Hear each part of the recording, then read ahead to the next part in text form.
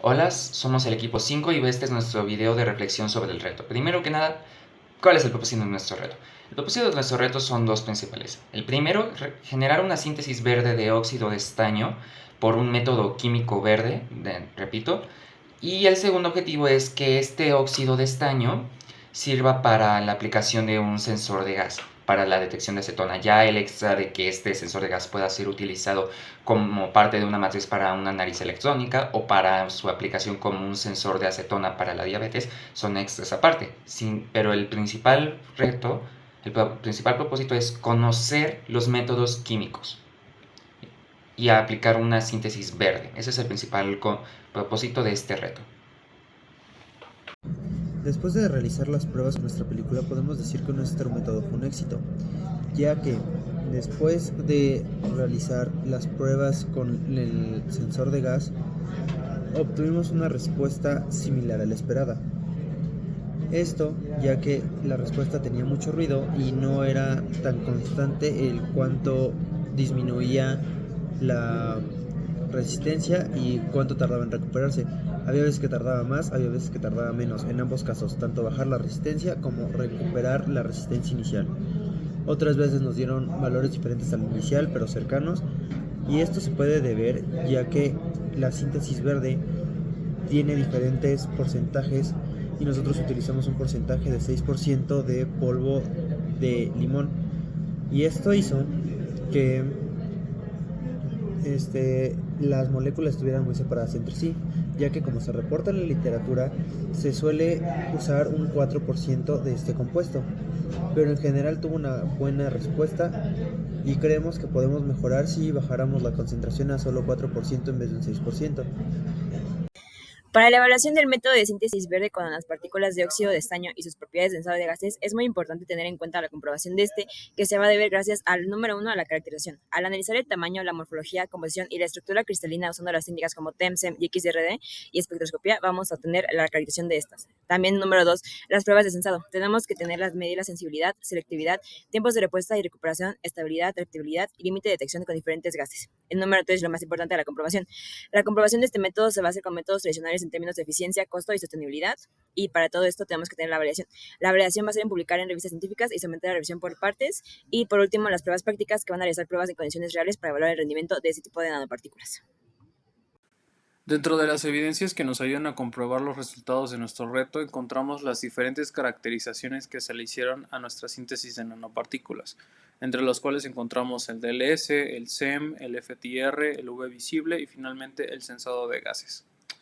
Dentro de los resultados destacables de estas caracterizaciones encontramos el DLS, en el cual tuvimos dos curvas de diferentes intensidades que representaban más o menos cómo es que estaban distribuidos los tamaños de nuestras nanopartículas, siendo así que en el de mayor intensidad lamentablemente salieron en su mayoría micropartículas, pero también tuvimos un pico con una cantidad buena de nanopartículas que se encontraban más o menos en un rango de 400 nanómetros para abajo. Esto se pudo confirmar por medio del SEM. En las imágenes se observaban aglomeraciones bastante grandes y amorfas, y estos los referimos a lo de las macropartículas. Y en el caso también de las nanopartículas sí se alcanzaban a ver bastantes, y sacando un promedio de aproximadamente unas 40 que se alcanzaban a ver en una región del SEM, encontramos que el tamaño promedio era de 134 nanómetros, siendo la más pequeña de unos 34 y la más grande de unos 434, lo cual hace sentido con los resultados del DLS. Para la parte de confirmación de que sean nanopartículas efectivamente de óxido de estaño, se utilizó el FTR, en el cual tuvimos diferentes bandas que sean representativas de estos enlaces. Por ejemplo, dentro del rango de longitud de onda de 1000 y 450 encontramos un descenso característico de elementos metálicos, lo cual representa el estiramiento del estaño con el oxígeno, y asimismo algunas otras bandas características, como por ejemplo la que se encontraba de carbono y oxígeno en un rango de 2360 y más o menos ahí en esa longitud de onda.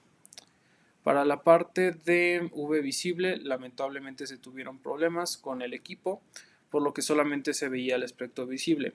Para investigar en la literatura se denota que el óxido de estaño solamente absorbe en la región UV, y al observar un poco más la gráfica y tratar de acomodarla, se denotó una longitud de una máxima similar a la reportada en la literatura, lo cual nos confirma la presencia de dichas nanopartículas y su exitosa síntesis.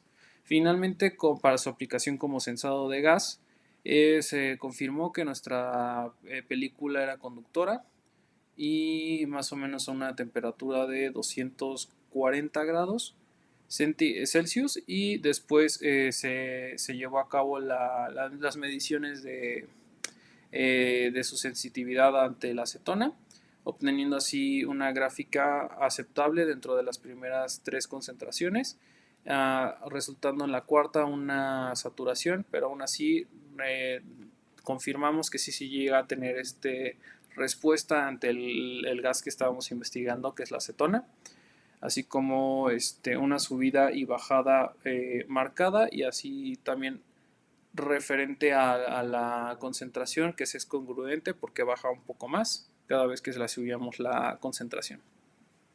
Mencionado lo anterior, es posible destacar que existen mejoras en la obtención del producto, siendo una de las más importantes la distribución de nanopartículas a lo largo de la placa para un funcionamiento más óptimo en la detección de gases.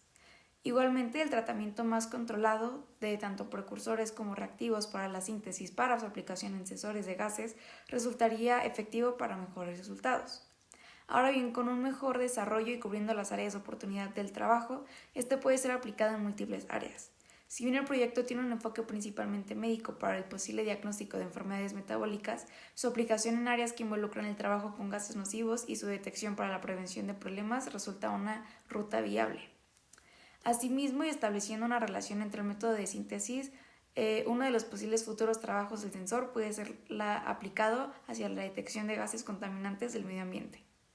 La importancia del reto en nuestra carrera de nanotecnología en el TEC de Monterrey es importante, ya que primero estamos desarrollando no solo conociendo muchos métodos de fabricación de materiales por química, métodos químicos, y también por química verde, sino también estamos viendo otras propiedades de físicas, principalmente las propiedades de eléctricas resistivas de un sensor de gas y cómo funcionan estos sensores, y poder conocer un poco más de otras aplicaciones aparte de membranas o a qué se le pueden utilizar las partículas en cuanto a nuestras aplicaciones de sensor de gas.